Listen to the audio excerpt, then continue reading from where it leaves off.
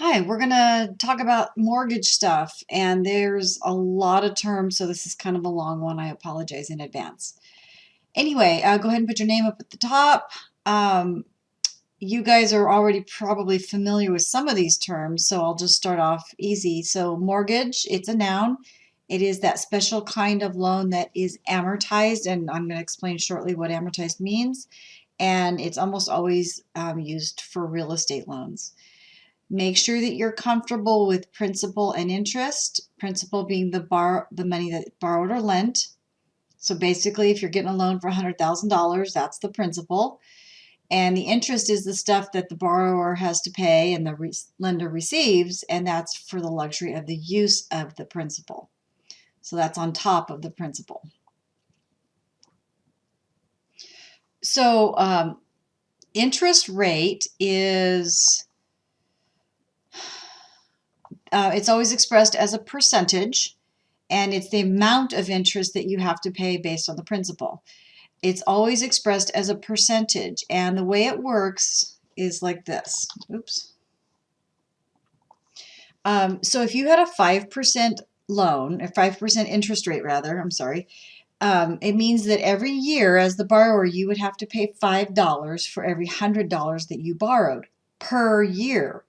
So if you borrowed $100,000, you would have to pay $5,000. So whatever you borrowed, you have to pay that amount in interest each year based on the percentage.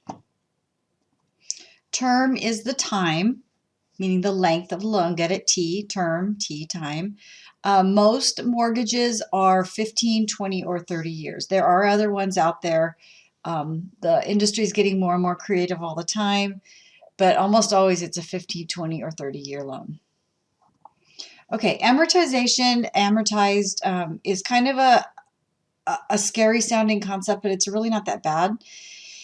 It is a special type of loan structure where you're going to make the same monthly payment every month, but the proportion of the principal and interest change. I'm going to show you an example in a second.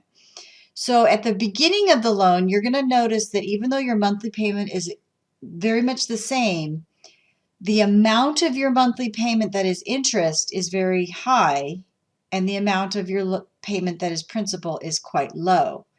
And as the loan gets older and older and older, you get closer to the end of the term, the amount of interest becomes less and the amount of principal paid becomes more.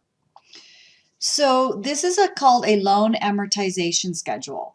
And so let's pretend that you borrowed $200,000, you're paying 3.5% interest, and you've chosen a fixed rate of 30 years.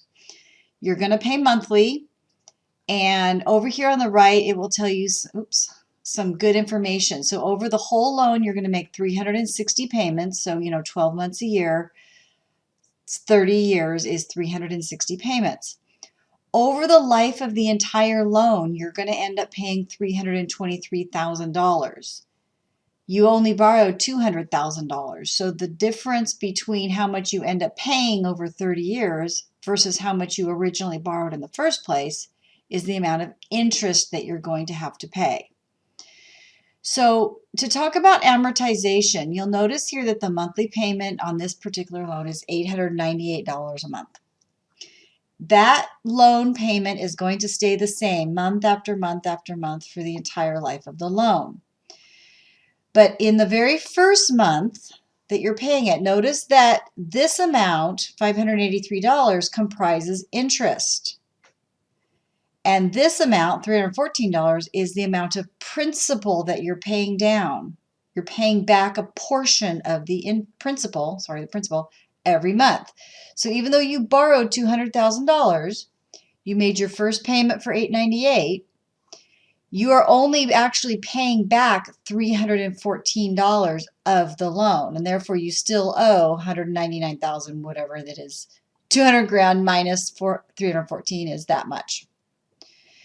The next month, you're still making the same payment, but now it's a little bit less interest, but it's a little bit more principal. So now your principal is going to go down slightly more than it did the previous month. Next month, same thing. So as time goes by, the amount of interest that you pay gets smaller and smaller and smaller. the amount of principal that you pay each month gets bigger and bigger and bigger and bigger. So if you go to the end of the loan, I know for 30 years is a long time. Look at all that. You'll notice that now the amount of interest that you're paying is quite small and the amount of principal that you're paying is quite large. You know, at this point, you only owe $25,000 more. And then at the very end of the loan, you own zero to the bank and you own your house, as we say, outright.